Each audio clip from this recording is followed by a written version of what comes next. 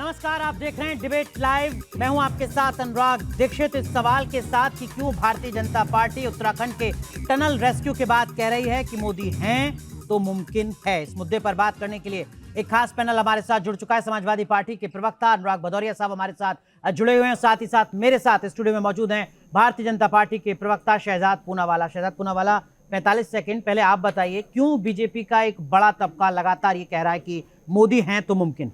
देखिए, मानव जब जोर लगाता है तो पत्थर पानी बन जाता है। ये आज आपने देखा है चरितार्थ होते हुए किस प्रकार से आज जब 17 से अधिक एजेंसियां लगी, उसमें PMO, CMO, NDMA, SDMA, SDRF, NDRF, telephone department से लेकर बीआरओ तक, ओएनजीसी तक, हर डिपार्टमेंट ने जब काम किया, मतलब कि मनुष्य ने भी काम किया, मशीन ने भी काम किया जो विदेश से मंगवाई थी, और महादेव का आशीर्वाद भी रहा, तो 41 लोग हमारे बाहर आए सुरक्षित। प्रार्थना और प्रयास का एक सुंदर अनुभूति थी। और देखे ना, चाहे एक व्यक्ति भारतीय कोई सुरंग के अंदर फंसा हो, चाहे वो माउंटेन में फंसा हो, चाहे वो विदेशी धरती पर फंसा हो, यूक्रेन में फंसा हो, अफगानिस्तान में फंसा हो, तो मोदी की गारंटी है सुरक्षित लाना। इससे पहले भी तो ऐसी घटनाएं हुई। छसनाला में 375 भारतीय मारे गए, उनको बाहर नहीं निकाला जा सका। रानीगंज में 75 लोग मारे गए, उनको बाहर नहीं निकाला जा सका। यही अंतर है आज के अप्रोच में और उस समय के अप्रोच में। अनुराग भदौरिया, क्या आप भी इस बात को कहेंगे कि मोदी हैं तो मुमकिन है?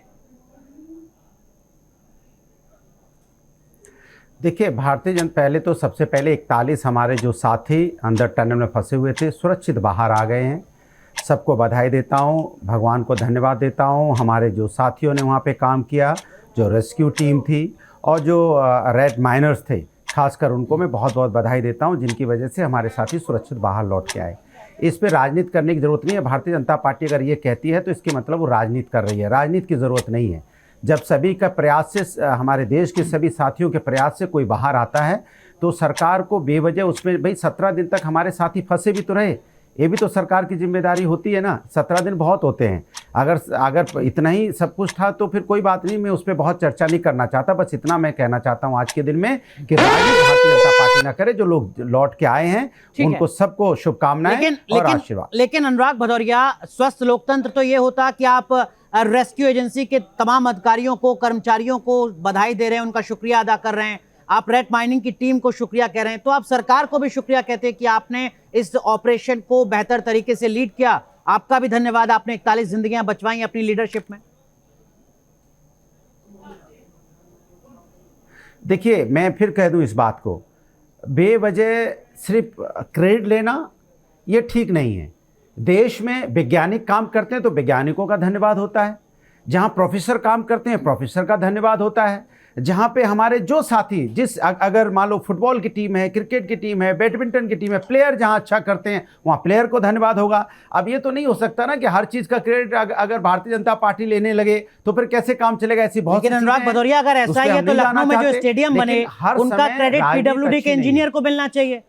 अगर सपा सरकार में एक्सप्रेसवे बने तो उनका क्रेडिट हाईवे अथॉरिटी को मिलना चाहिए, इंजीनियर्स को मिलना चाहिए।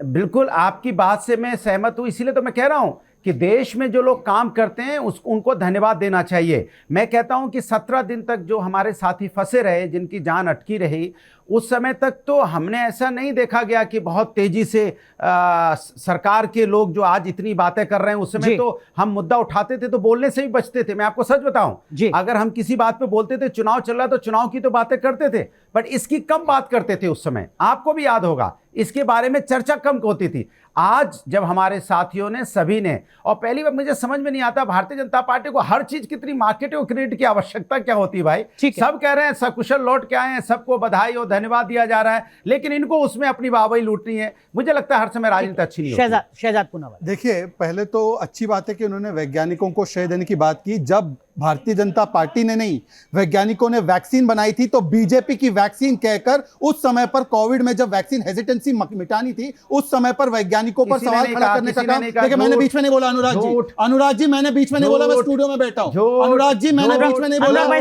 स्टूडियो में बैठा हूं। अनुराग जी, मैंने स्टूडियो में। अनुराग भाई सुन लेते हैं प्लीज, केवल शहजाद पूनावाला।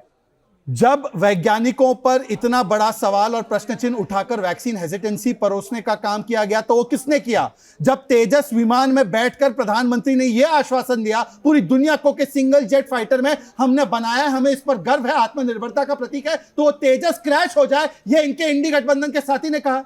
जब सर्जिकल स्ट्राइक और बालाकोट एयर स्ट्राइक करती है और आर्मी उसको अनाउंस करती है तो सबूत मांगने लग जाते हैं।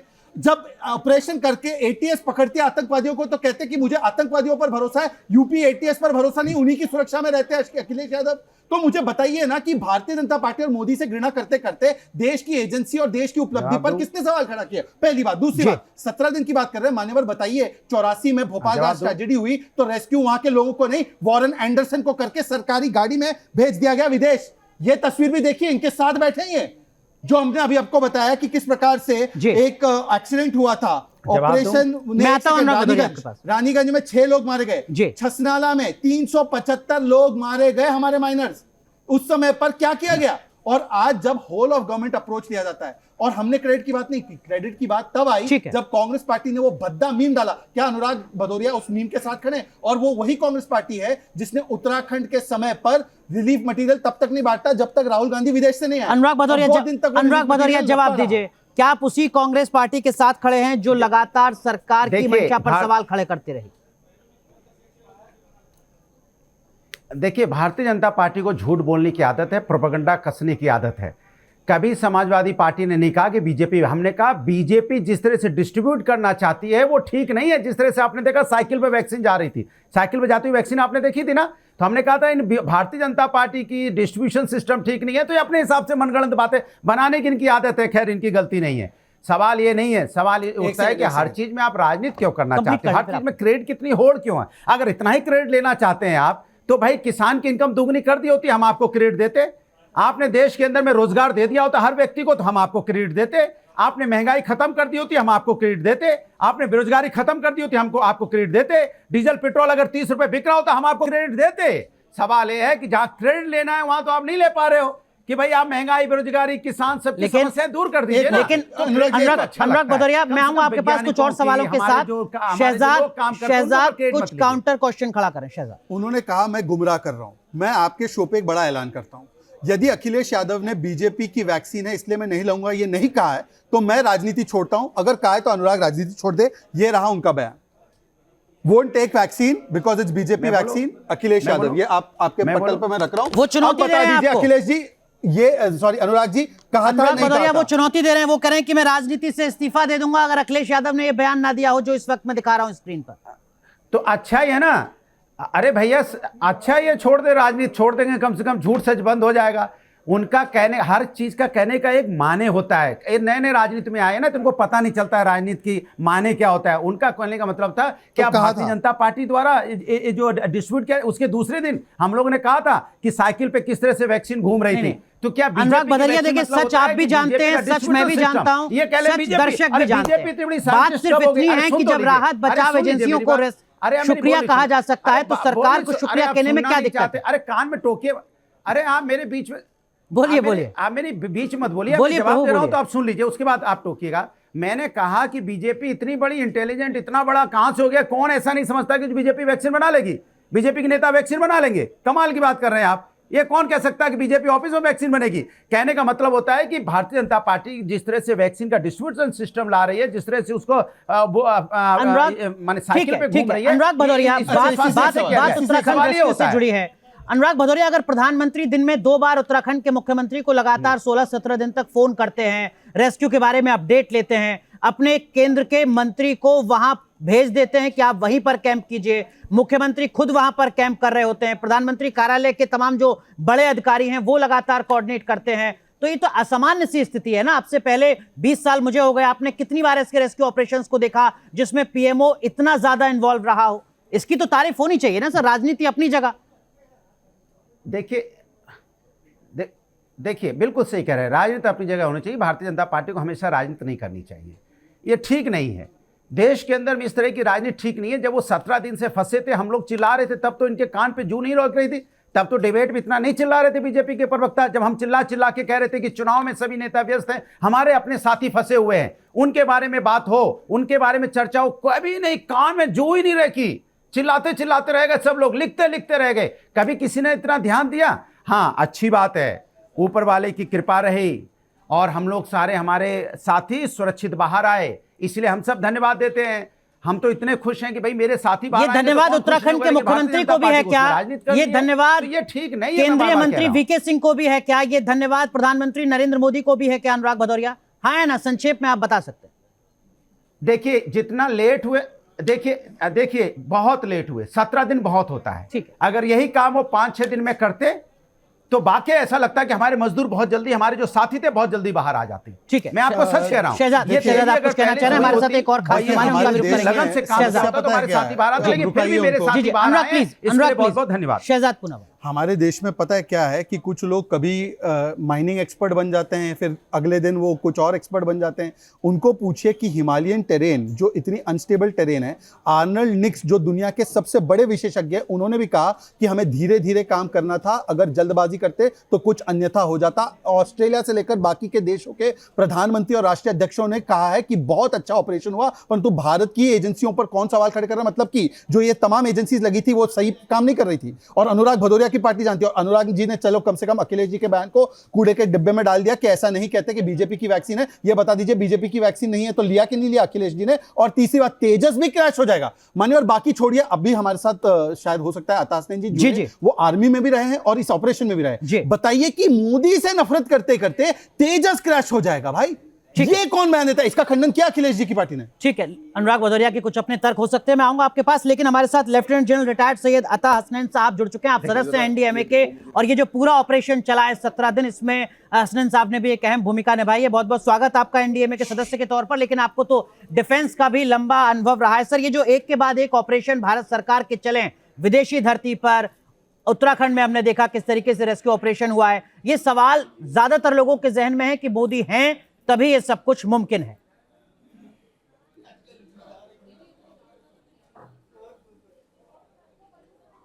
अता हसनैन साहब, देखिए, नमस्कार, जय हिंद। फर्स्ट ऑफ ऑल देखिए, जब ये हादसा हुई, इसके बारे में कोई दो राय नहीं हो सकती। मैं आपको इसको एक फैक्चुअल नरेशन के तौर पर बताता हूं। जब 12 तारीख को जब ये हादसा हुई तो सबसे पहली कॉल जो है वो प्राइम मिनिस्टर ऑफिस पीएमओ ने ही ली, और प्राइम मिनिस्टर साहब के प्रिंसिपल सेक्रेटरी साहब ने आदेश दिए। खबर जैसे जैसे आती गई, प्रोग्रेसिवली अलग अलग एजेंसीज को इसके अंदर मोबिलाइज करने की कार्रवाई शुरू की गई। सबसे पहले मैं समझता हूं कि इंडियन रेलवेज और रेलवे बोर्ड को आदेश दिए गए, क्योंकि भारत के अंदर इंफ्रास्ट्रक्चर डेवलपमेंट में रेलवेज की बहुत बड़ी माहिरता होती है, तो उनके ऊपर रिलायंस हुआ। जब शुरुआत में जब इसका मुआयना किया तो देखा कि ये अब जो हादसा है ये काफी बड़ी है और एक अकेली एजेंसी से नहीं हो पाएगी ये, तो उसके अंदर प्रोग्रेसिवली दूसरी एजेंसी जो इंफ्रास्ट्रक्चर की है वो जुड़ने लगी। मिसाल के तौर पर ओएनजीसी आ गई, उसके बाद सतलज जल विद्युत निगम लिमिटेड आ गया, बीआरओ आ गया, इस तरह से इत्यादि अलग अलग जो इंफ्रास्ट्रक्चर के ऑर्गेनाइजेशन है वो आ गए। मैं सुन रहा था आपकी बात, जो लोग कह रहे थे कि 17 दिन बहुत वक्त होता है इस तरह के हादसा को दूर करने का। मैं आपको चुनौती देता हूं किसी को भी कि बिना हादसा को बढ़ाए हुए आप 41 आदमियों को एक सुरंग से निकालें जिसमें 62 से 65 मीटर का मलबा पड़ा हुआ है, और मलबा ऐसा वैसा नहीं, सिर्फ मिट्टी नहीं मगर ऊपर से गिरा हुआ टनल का जो केसिंग है, कास्टिंग है, वो सब नीचे गिरी हुई है। देखिए, ये इसमें रिस्क जो थी वो सिर्फ उनके लिए नहीं थी जो 41 लोग फंसे हुए थे अंदर, रिस्क जो थी वो बाहर जो काम कर रहे थे उनके लिए भी थी। बिल्कुल अनुराग भदौरिया, जो बात एनडीएमए के सदस्य के तौर पर लेफ्टिनेंट जनरल रिटायर्ड सैयद अता हसनैन साहब बता रहे हैं अपने अनुभव के आधार पर, चुनौती देते हुए, उस पर भी आप रिएक्ट कीजिएगा। लेकिन मेरा सवाल कुछ और है। देखिए, ऑपरेशन गंगा भारतीयों को यूक्रेन से निकाला जाता है। अफगानिस्तान में जब तालिबान का राज होता है तो ऑपरेशन देवी शक्ति चलाया जाता है, वहां से भारतीयों को निकाला जाता है। नेपाल में जब भूकंप आता है तो सिर्फ भारतीयों को नहीं, विदेशियों को भी वहां से निकाला जाता है। 2015 में ऑपरेशन मैत्री के तहत जब कोरोना की लहर होती है तो चीन के साथ साथ दुनिया के अलग अलग देशों से 60 लाख से ज्यादा भारतीयों को निकाला जाता है वंदे भारत मिशन के तहत। ऑपरेशन राहत के तहत यमन में जब संघर्ष होता है तो भारतीयों को निकाला जाता है। ऑपरेशन अजय जो अभी चल रहा है, इजराइल हमास संघर्ष, उस दरमियान लोगों को निकाला जा रहा है। और जब सूडान में तनाव बढ़ता है तो ऑपरेशन कावेरी के तहत वहां से भी भारतीयों को निकाला जाता है। इन तमाम ऑपरेशंस का थोड़ा बहुत तो श्रेय देंगे ना सर आप, अनुराग भदौरिया? और यहां उत्तराखंड के इस रेस्क्यू के लिए चुनौती दे रहे हैं एनडीएमए के सदस्य। मुझे एक चीज देखिए, वो बिल्कुल सही बोल रहे होंगे। मेरे दिक्कत ये है ना कि शब्दों को समझने की बजाय उसको तोड़ने मड़ोड़ने की आदत है। हमने कहा हमारे मजदूर फंसे हुए थे, हमारे साथी फंसे हुए थे, हम उस समय चिल्ला रहे थे, तब सरकार चुनाव में व्यस्त थी। उस समय सरकार क्या ये आवाज जितनी तेज आज उठाई जा रही, उस समय क्या इतनी तेज उठी थी या इतनी तेज हम लोगों ने इस पर चर्चा की थी? रोज हम बोलते थे कि भाई अभी क्या हुआ, अभी कहां पहुंचे हम, अभी क्या हुआ, इसी बात की तो चर्चा कर रहे थे ना। तब तो सब लोग चुनाव में व्यस्त थे। मैं ये बात कह रहा हूं, मैं तो बार बार कह रहा हूं कि भाई हमारे जो लोग हैं, हमारे जो रेस्क्यू टीम है, उसको धन्यवाद दे रहा हूं। मुख्यमंत्री को दिन में 2 बार वो फोन करके पूछ रहे थे। पीएमओ के मुख्य सचिव, पीएम के पूर्व सलाहकार, गृह मंत्रालय के सचिव, गृह मंत्रालय के उप सचिव, पीएमओ के उप सचिव और एक लंबी अधिकारियों की फहरिस्त, बहुत लंबी, जो केंद्र सरकार की वहां पर तैनात थी या लगातार कोऑर्डिनेट कर रही थी। आप कह रहे थे सब चुनाव प्रचार में फंसे हुए थे। अनुराग भदौरिया, राजनीति शहजाद पूनावाला कर रहे हैं, अनुराग भदौरिया कर रहे हैं? देखिए आप भी देखिए, राजनीति भारतीय जनता पार्टी कर रही है। भारतीय जनता पार्टी को कहना चाहिए था, हमारे जो रेस्क्यू टीम थी उसको बहुत बहुत बधाई और धन्यवाद। उनके अथक प्रयास से, अथक मेहनत से हमारे जो साथी थे, 41 के 41 साथी सुरक्षित वापस आ गए। बात खत्म हो जाती है। अनुराग भदौरिया, ये वैसे सरकार है, अब सरकार ये चाहती है कुछ प्रवक्ता के तौर पर आपकी मजबूरी है शायद, जिसके चलते आप 2 शब्द नहीं बोल पा रहे हैं केंद्रीय राज्य सरकार के लिए। मेरी बात, अरे बात सुनना ही नहीं चाहते आप मेरी। मैं आपसे कह रहा हूं, अच्छा होता, सरकार क्या सबसे अच्छी तरह कर सकती पता है? 41 जिंदगियां सकुशल बाहर निकल आई, ये क्या कम है सर? आज अभी ठीक है, शहजाद ये क्रेडिट, अरे आप मुझसे क्यों बहस कर रहे हैं भाई? मुझे बोलने दीजिए सर। बोलिए अनुराग भदौरिया, मैं दे तो दिया क्रेडिट। जो अरे हमारे साथ जो निकालने वाले रेस्क्यू टीम को दे तो दिया, क्यों जबरदस्ती बोल रहे हैं? मुझे क्रेडिट देंगे, वो आपको क्रेडिट नहीं देंगे। सरकार जो कर सकती है, महंगाई कम कर सकती है, कर दे। बात रख सकता हूं? जी, बात सुनिए ना, फिर टोकने लगे। नहीं, हो गई बात। आपने कहा कि महंगाई और बाकी चीजों पर भी फोकस किया जाए तो धन्यवाद देंगे, ठीक है। बच्चों की पढ़ाई थोड़ी, अनुराग आप रिपीट कर रहे हैं, आपने कह दी थी ये बात केवल शहजाद पूनावाला। सबसे पहले तो अनुराग जी क्रेडिट दे या ना दे उससे कोई फर्क नहीं पड़ता। मैं तो धन्य मानता हूं अपने आप को कि मैं उस पैनल में बैठा हूं जिसमें सैयद अता हसनैन बैठे हैं। आप सोच सकते हैं कि इस व्यक्ति ने जिंदगी भर तो एक तो देश की सुरक्षा में लगा दी, और अब जब वो रिटायर हो चुके हैं, सुपर एनुएट आर्मी से कर चुके हैं, फिर भी वर्दी वाला काम वो एनडीएमए में बैठ कर रहे हैं। और हम इतने निहांत बेशर्मी से ये कहे कि ये चुनाव में लगे थे। सैयद अता हसनैन कौन सा चुनाव लड़ने गए थे भाई? BRO, NHIDCL, MoRTH, NHA, SDRF, NDMA, SDMA, ये ओएनजीसी, बीआरओ, आईएएफ, ये सारे लोग चुनाव लड़ रहे थे क्या? ये किस प्रकार की बेवकूफी की बातें हम करते हैं भाई? कम से कम इसका तो लिहाज करो कि कौन पैनल में बैठा है। आप हमें गाली दो, मोदी जी को गाली दो, शहजाद को गाली दो, पर सैयद अता हसनैन के काम को आप ये कह रहे हैं कि इन्होंने इसलिए देर करी क्योंकि ये चुनाव लड़ रहे हैं। ये बेशर्मी। मैं जवाब दे दूं? जी बोलिए जवाब दे दूं। मैं अब बेशर्म कौन है पता चल रहा है, बेशर्म कौन है पता चल रहा है। मैं भारतीय जनता पार्टी की बात कर रहा हूं, ये जाके ओएनजीसी की बात करने लगे, एनडीआरएफ की बात करने लगे, कार्यकर्ता कर रहे हैं, जनरल साहब की बात करने लगे। ये बताइए, भारतीय जनता पार्टी की बात कर रहा हूं। अगर समझ में नहीं आता है तो दिमाग खोल के सुन लो। भारतीय जनता पार्टी, कार्यकर्ता नहीं लगे थे। भारतीय जनता पार्टी एजेंसी है क्या? अरे रैट माइनिंग और ऑर्गन मशीन क्या बीजेपी के लोग चला रहे थे क्या? आप वहां जाके सवार हो गए? काम कर रहा था, मुख्यमंत्री काम कर रहे थे। अता हसनैन, क्या आपको नहीं लगता, हालांकि पॉलिटिकल सवाल है, अगर हेल्दी डेमोक्रेसी तभी झलकती जब अपोजिशन भी एक सुर में सरकार को धन्यवाद देता है सफल ऑपरेशन के लिए? अता हसनैन साहब,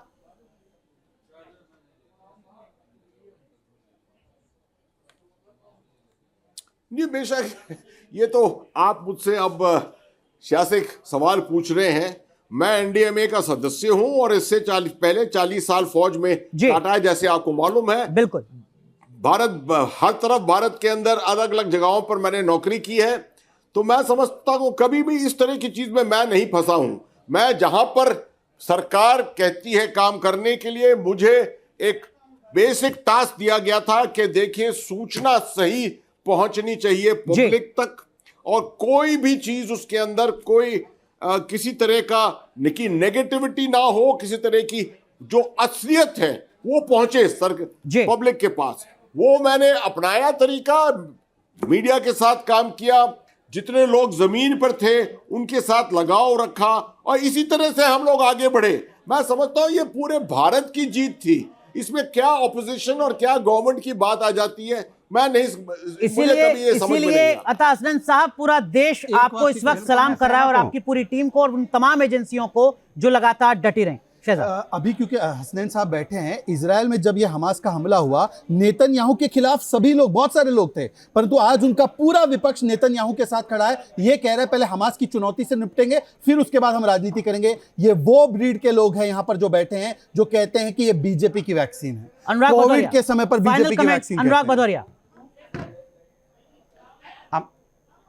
देखिए, मैं सैल्यूट करता हूं हमारे जनरल साहब को, उन्होंने सही बात बोली। ये पूरे हिंदुस्तान की जीत है, ना पक्ष ना विपक्ष, हिंदुस्तान के लोगों की जीत है। मैं आपको सैल्यूट करता हूं जनरल साहब, बीजेपी वाले करे ना करे, मैं सैल्यूट करता हूं।